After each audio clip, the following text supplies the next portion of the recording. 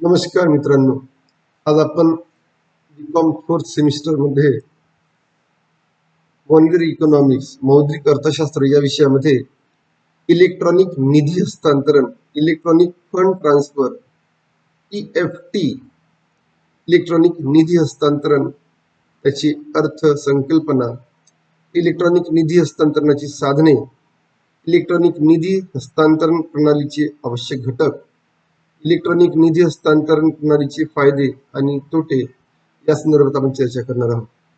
तर मित्रांनो, मी doctor Anil Ramteke, associate professor GS commerce college Wardha. आज ऑनलाईन या लेक्चरच्या माध्यमातून आपण इलेक्ट्रॉनिक निधी हस्तांतरण याचा आपण अभ्यास करणार आहोत. तर इलेक्ट्रॉनिक निधी हस्तांतरण, इलेक्ट्रॉनिक फंड ट्रान्सफर, इलेक्ट्रॉनिक निधी हस्तांतरण जिला आपण इलेक्ट्रॉनिक शोधन प्रणाली असे म्हटले जाते.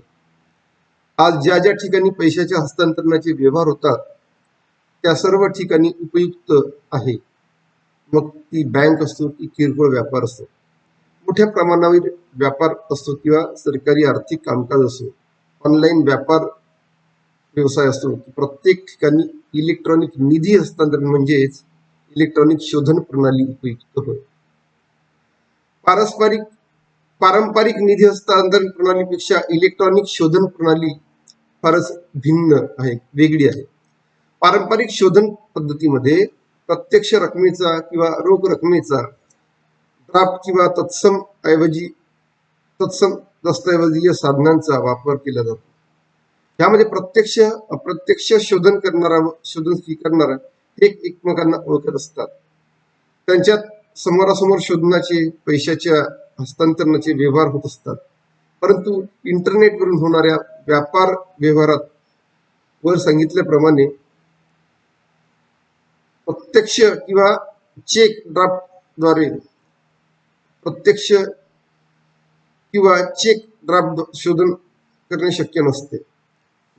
शोधन करणे शक्य नसते. तर इंटरनेटवरून होणाऱ्या व्यापार व्यवहारात वस्तू किंवा सेवांच्या खरेदी विक्रीच्या व्यवहाराचे शोधन सुद्धा इंटरनेटवरूनच केले जाते. बरेचदा पारंपरिक पद्धतीने वस्तूची खरेदी केल्यानंतर सुद्धा आज नगदी रक्कम किंवा चेक ड्राफ्ट न देता खरेदी रकमेचे शोधन हे इलेक्ट्रॉनिक पद्धतीने केले जाते. उदाहरणार्थ डेबिट कार्ड, क्रेडिट कार्डद्वारे केले गेलेले शोधन, डेबिट कार्ड किंवा क्रेडिट कार्डद्वारे केलेले शोधन करीत असताना क्रेत्याला आपल्याजवळ रोख रक्कम बाळगण्याची गरज नसते. या ठिकाणी आपण क्रेडिट कार्डद्वारे शोधन करण्याच्या पद्धतीचा अभ्यास इथे आपण करणार आहोत. वस्तू किंवा सेवांची खरेदी केल्यानंतर जेव्हा आपल्याजवळ क्रेडिट कार्ड त्याच्या बँकेने त्याचे बँकेत खाते नसताना किंवा खात्यात पैसे नसताना देखील त्याला वस्तू व सेवाची खरेदी करता यावी, सहजपणे खरेदी करता यावी यासाठी दिलेला एक परवाना असतो. हा परवाना जाड अशा प्लास्टिक कार्डवर असून कार्ड धारकाने ह्या कार्डच्या आधारे वस्तू किंवा सेवांची खरेदी केल्यानंतर काही दिवसांनी आपली कार्ड खात्यात तेवढी रक्कम जमा करायची असते. म्हणजे खरेदीदाराने केलेल्या रकमेचे शोधन बँक करत असते. अशा प्रकारे दिलेली ती एक हमी आहे. क्रेडिट कार्ड धारकाने वस्तू किंवा सेवांची दुकानातून खरेदी केल्यानंतर तो आपल्या जवळील क्रेडिट कार्ड व्यापाऱ्याला देतो आणि व्यापारी इलेक्ट्रॉनिक उपकरणाचा वापर करून त्या क्रेडिट कार्डची माहिती आपल्या बँकेला देतो. कार्ड नेटवर्क मार्फत विक्रेत्याची बँक ही माहिती विक्रेत्याला कार्ड देणाऱ्या बँकेकडे इलेक्ट्रॉनिक माध्यमाच्या सहाय्याने पुढे पाठवतो. क्रेत्याची बँक कार्डच्या असलपणाची खातरजमा करते आणि होकारार्थी किंवा नकारात्मक निर्णय तात्काळ उलट्या दिशेने दुकानदाराला कळवतो. ग्राहकाला बँकेने होकारार्थी निर्णय दिल्यास ती बँक विक्रेत्याच्या बँकेला इलेक्ट्रॉनिक माध्यमाच्या सहाय्याने तेवढ्या रकमेचे शोधन स्वीकारण्याची विनंती करते. तेवढी रक्कम क्रेडिट कार्ड धारकाच्या खात्यात नावे टाकण्यात येते. हा सर्व व्यवहार केवळ 15 ते 20 सेकंदात पूर्ण होऊ शकतो. इलेक्ट्रॉनिक शोधन प्रणालीचा उदय 1950च्या दशकात झाला. इलेक्ट्रॉनिक शोधन प्रणालीला सुरुवात झाल्यानंतर इलेक्ट्रॉनिक शोधनाचा क्रेडिट कार्ड हा पर्याय सर्वात प्रथम उपयोगात आणला गेला. आजही या पर्यायाचा जास्तीत जास्त प्रमाणात उपयोग केला जातो.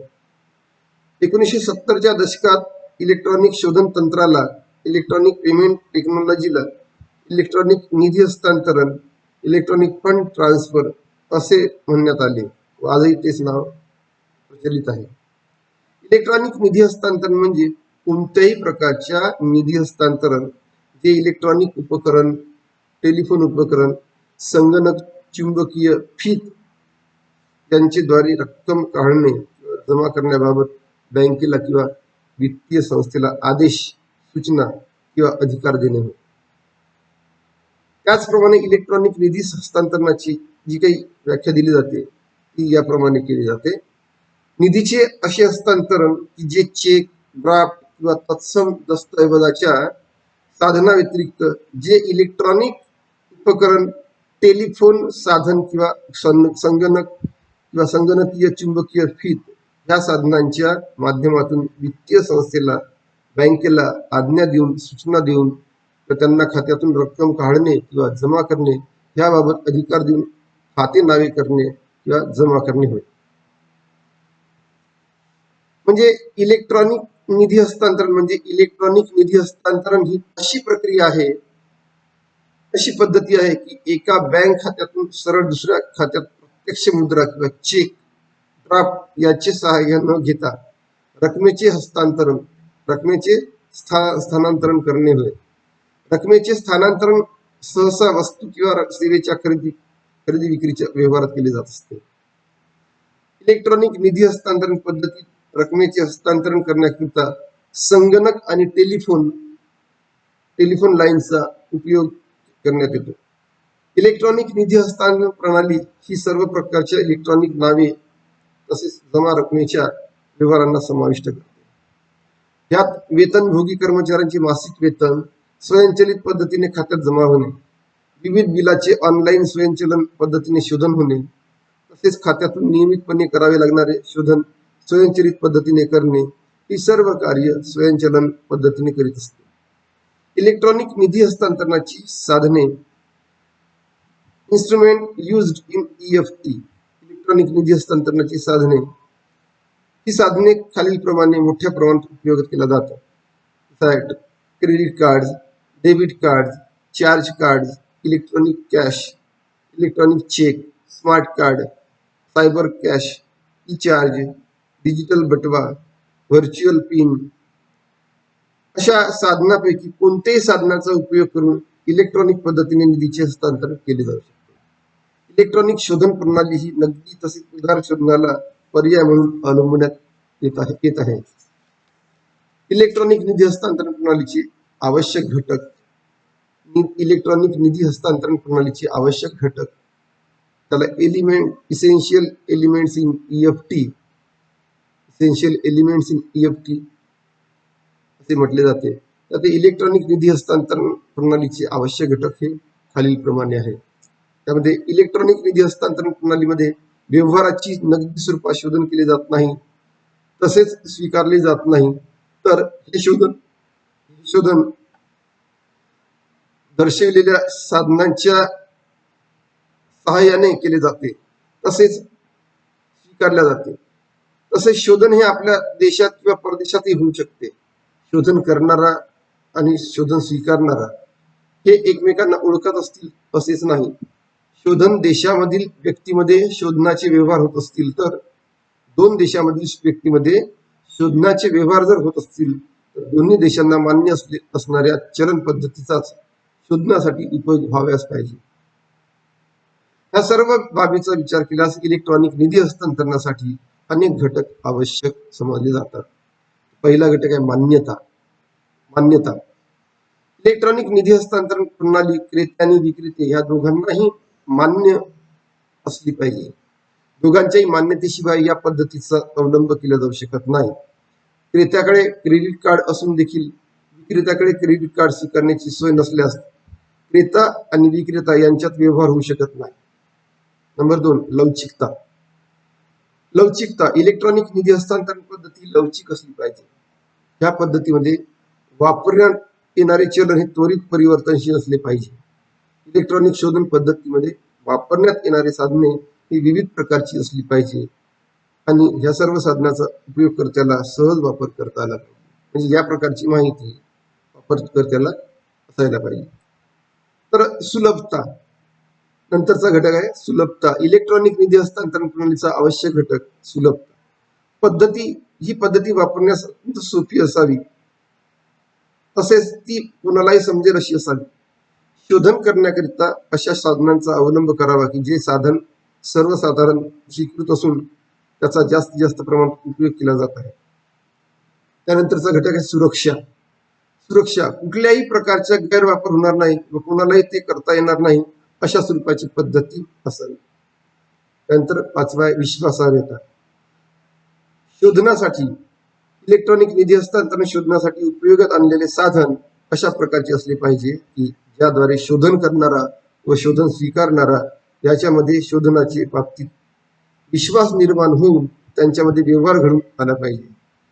साधारणतः इलेक्ट्रॉनिक निधी हस्तांतरण इलेक्ट्रॉनिक शोधन प्रणालीतील व्यवहार हे दोघांच्याही विश्वासावर होत असते. समाशोधन गृहाची उपलब्धता. समाशोधन गृहाची उपलब्धता इलेक्ट्रॉनिक निधी हस्तांतरण प्रणालीच्या माध्यमातून होणारे व्यवहार हे क्रेता आणि विक्रेता यांच्या भ्रामक खात्यामार्फत व्हर्च्युअल अकाउंट होत असतात. हे व्यवहार अनेक वित्तीय संस्थांच्या पद्धतीने होत असतात. व्यवहार पूर्ण केल्यानंतर दोन्ही पक्षाच्या वित्तीय संस्थेत समाशोधन गृहाची उपलब्धता आवश्यक असते. समाशोधन गृहाची उपलब्धता नसल्यास या पद्धतीचे शोधनाचे व्यवहार शक्य होत नाही. परिवर्तनशीलता इलेक्ट्रॉनिक निधी हस्तांतरण प्रणालीची आवश्यक घटकामध्ये परिवर्तनशीलता. इलेक्ट्रॉनिक निधी हस्तांतरण पद्धतीत वापरण्यात जाणारे इलेक्ट्रॉनिक चलन हे व्यावहारिक चलनात परिवर्तनशील असले पाहिजे. जोपर्यंत इलेक्ट्रॉनिक चलन नोटा खात्यातील रक्कम चेक या प्रकारात परिवर्तनशील राहणार नाही तोपर्यंत कुणी ह्या पद्धतीचा अवलंब करणार नाही. इलेक्ट्रॉनिक निधी हस्तांतरण पद्धतीचे फायदे अत्यंत महत्वाचा मुद्दा आहे. इलेक्ट्रॉनिक निधी हस्तांतरण प्रणालीचे फायदे. तर advantage of using the EFT electronic निधी हस्तांतरणाची याप्रमाणे फायदे शोधन करणारा व शोधन स्वीकारण्यास होत असतात. पहिला आहे वापरण्यास सोयीस्कर अशी पद्धती. इलेक्ट्रॉनिक निधी हस्तांतरण प्रणाली ही वापरण्यास सोयी आणि सोयीस्कर वापरण्यास सोपी आणि सोयीस्कर अशी पद्धती आहे.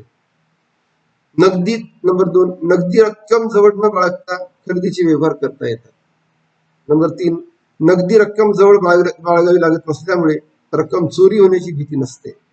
नंबर 4 ह्या पद्धतीचा उपयोग वर्षातील 365 दिवस आणि 24 तास करता येतो. त्याला वेळेचे व स्थानाचे बंधन नसते. नंबर 5 इलेक्ट्रॉनिक निधी हस्तांतरणाच्या सहाय्याने केलेल्या व्यवहारावर बँकेकडून कोणतेही शुल्क आकारले जात नाही. नंबर 6 ह्या पद्धतीने अतिशय जलद रीतीचे रकमांचे स्थानांतरण केले जाते. ह्या पद्धतीने अतिशय जलद रीतीने रकमांचे स्थानांतरण केले जाते. ही पद्धती अत्यंत सुरक्षित अशी आहे. चेक ड्राफ्टचे संग्रहण तसेच वसुली करता पाठवणे या सर्व त्रासातून दोन्ही पक्षांची मुक्तता होत असल्यामुळे अधिक लोकप्रिय होत आहे. या प्रणालीमुळे चेक लिहिणे चेक निर्गमित करणे अशा सारख्या कागदी कामांना व्यवहारातून बंद करण्यात आले आहे. त्यामुळे कागदाची बचत होते. अशा प्रकारची निरनिराळे फायदे इलेक्ट्रॉनिक निधी हस्तांतरणाची आपल्याला दिसून येते. इलेक्ट्रॉनिक निधी हस्तांतरण प्रणालीचे दोष. इलेक्ट्रॉनिक निधी हस्तांतरण प्रणालीचे दोष. Disadvantages of using of the EFT. पहिला दोष आहे बऱ्याचदा इलेक्ट्रॉनिक निधी हस्तांतरण प्रक्रियेमध्ये काही तांत्रिक संस्थांचा एकाधिकार प्रस्थापित झाल्यास अशा संस्था व्यवहारासाठी शुल्क आकारित असतात. त्यामुळे दोन्ही पक्षांना आर्थिक नुकसान करावे लागते.